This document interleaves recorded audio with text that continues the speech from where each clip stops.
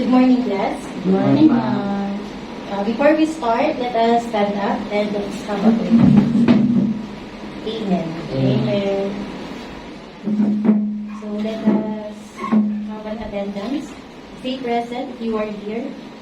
Christina Bahayan. Present, ma'am. J. Mark Usabel. Present, ma'am.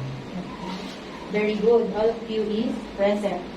So today, we are in our first quarter in our lesson. So we are discuss about the use of kitchen equipments and tools and paraphernalia. So our learning objectives is to utilize appropriate kitchen tools, equipment, and paraphernalia. So we are now in the first week of our learning journey in cookery. So first is our objectives is to identify the types of kitchen tools, equipment, and paraphernalia. Use appropriate kitchen tools, equipment, and paraphernalia properly, and value the importance of using appropriate kitchen tools, equipment, and paraphernalia. So, cookery is a form of art and skills. It is a skill of preparing food and cooking food. The truth is, cookery is a skill that we can learn and acquire.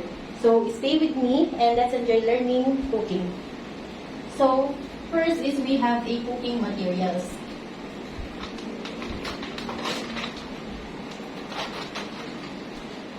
Cooking materials. So, are you familiar in different cooking materials? Yes, ma'am. So, before we start, let's have an activity. Activity number 1 is show me a pic. So, imagine you are in your house and you are looking for your kitchen. So, go around in the kitchen and search cooking wares that you have found. So, in your imagine. So, okay, Miss Christina, show me a pic. Spoon. So, do you have spoon in your house? Yes. Yes, J. Mark. Graduated cylinder.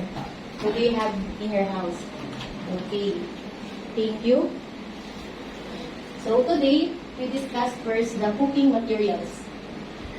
So, number 1 is ceramic heat-proof glass. It is used especially for baking, dishes, casseroles, and measuring cups. Glass ceramic and conduct the heat slowly and evenly.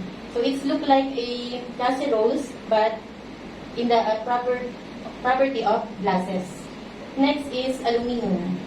It's the best for all-around use. It is the most popular, lightweight, attractive, and less expensive materials. So it is commonly used naman in our kitchens. Second is cast iron. It's sturdy but must be kept oiled to avoid rusting. Next is glass. It's good for baking but not practical for the top of surface cooking. We have Teflon. It's a special coating applied inside of aluminum, steel pots, and pans. It prevents sticking to the pan. Last is stainless steel.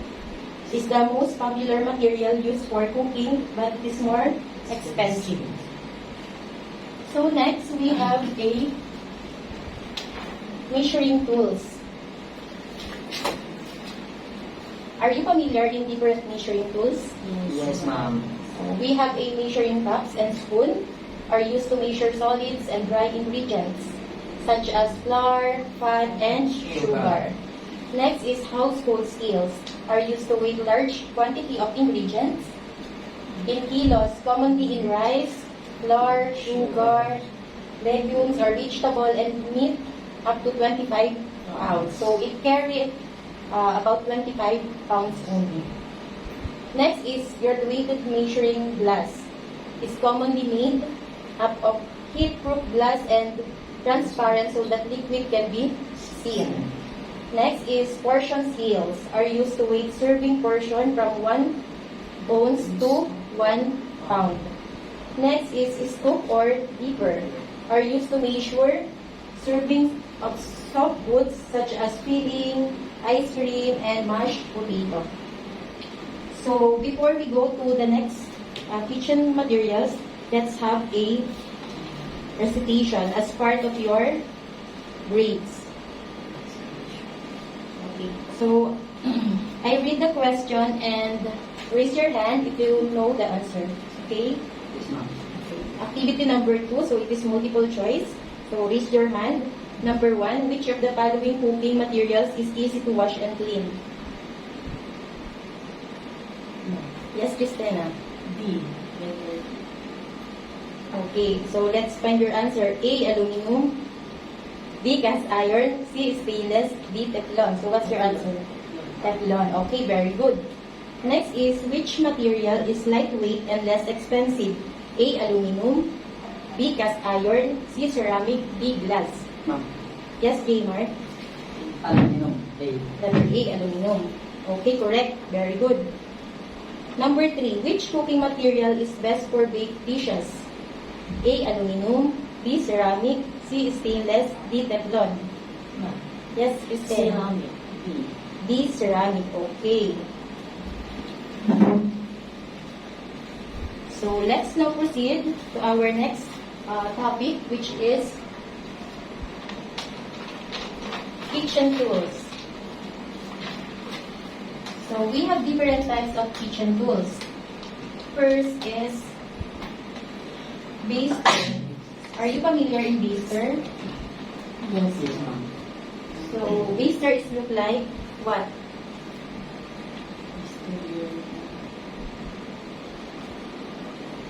It's like a brush that used to put in meat, chicken. Yeah. Baster is handy for returning some of the meat and poultry juices from the pan back to the food. Next, we have a colanders, are also called a vegetable strainer, are essential for various tasks from cleaning vegetables or straining pasta or tin contents. Next, we have a cutting board. Are you familiar in cutting board? Yes. So, cutting board is a wooden or plastic board where meat and vegetable can be cut. Next, we have a emery board or sharpening steel, or also known as sharpening steel. Are you familiar? Yung panghasa? Okay. From the board, it's used to sharpen long knives. Yan. Yes. Next is can bottles opener. So it is usually we can see in our kitchen to open some bottles like soft drinks, juices, are used to open food tin with a smooth operation and comfortable grip and turning knob. Dredgers are used to shake flour, salt, and pepper on meat, poultry, and fish. Next, we have a funnel. Are you familiar with funnel? Embudo. Embudo are used to fill jars made various sizes or stainless steel, aluminum, or plastic. Next, we have another kitchen tools are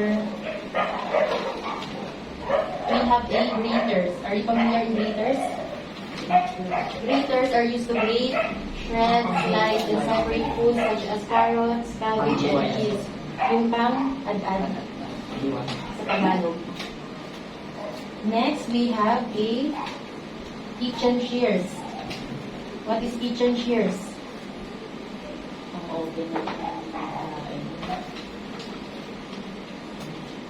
Kitchen shears are practical for opening foods, package, cutting tape, or string, or simply to remove labels or tags from items. It's look like scissors na malalaki. Pang-open siya ng mga boxes, packages, commonly used usually. Spatula. Have you seen spatula? Spatula is used to level off ingredients when measuring and to spread frosting and sandwich filling. Yeah. Ginagamit siya sa palaman sa pinapay. Next is we have a serving spoon. Serving spoon are utensils consisting of small, shallow bowl of a handle used in preparing, serving, or eating food. Next, we have a soup ladle. What is soup ladle? Salaan. Yung pangsandok doon sa bowl. Ay, yung May malalim siya. Soup ladle is used for serving soup or stew but can also be used for gravy, dessert, sauces, or other foods. Next, we have a spoon. Have you seen spoon? Yes, ma'am. Okay, very good. Spoon are kitchen utensils that are used for several purposes such as stirring, serving, and transferring food.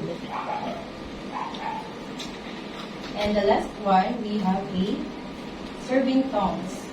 Serving tongs enable you to easily grab, transfer larger food items to pantry on neat portions. So, these are the different types of kitchen tools here. Next, we have a kitchen equipment. Are you familiar in kitchen equipment? Yes, ma'am. So, give me one. Spoon. Kitchen equipment. Spoon is under on kitchen tools. Equipment. Heavy equipment na nakikita sa kitchen. Casserole. Casserole is part of cooking materials. Kutsilyo, ma'am. It's part of kitchen tools. Oven. Oven, very good. So, let's see if there is a oven. One of our kitchen equipment is refrigerator. So, refrigerator is necessary in preventing bacterial infection from foods. Next, we have a auxiliary equipment. So, we have a blender, rice cooker, light griddles, tilting skits, broilers, grills, steamers, coffee makers, big pot, fryers, wok, crockery, cutting equipment are part of auxiliary equipment. Another one, we have a microwave. Microwave oven is a very popular kitchen device that heats and cooks food for using microwave radiation in the electromagnetic spectrum in a very quick time and maintain the nutrients in food. Next, we have a oven. So, its oven is different from microwave oven. So, oven is a chamber or compartment used for cooking, baking, heating, or drying.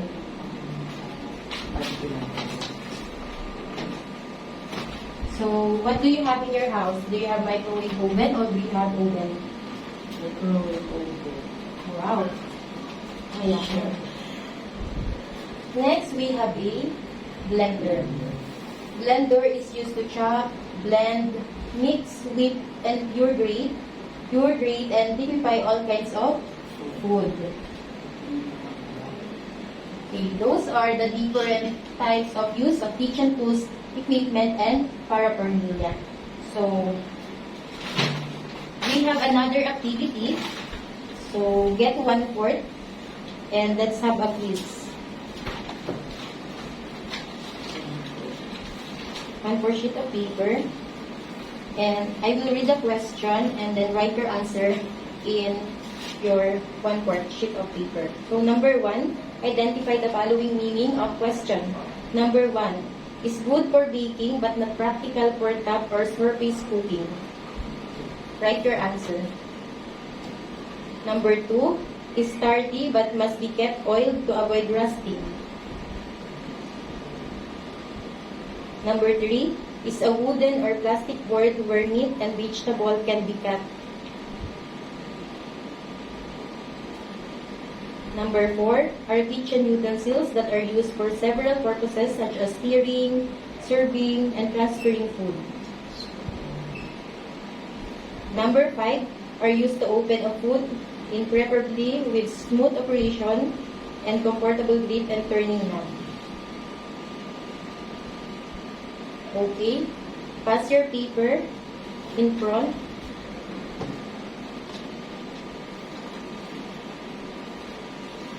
Okay, I will check it later. So let us recall again the use of equipment tools, use of kitchen tools, equipment, and paraphernalia, we have a cooking materials, kitchen tools, measuring tools, and kitchen equipment. And for your assignment, activity number 3, please write in your notebook, in your own kitchen, look 5 kitchen tools and equipment, make a 3-minute video that describes and demonstrates how to use those tools and equipment. Okay, please write in your notebook, and next week, notebook,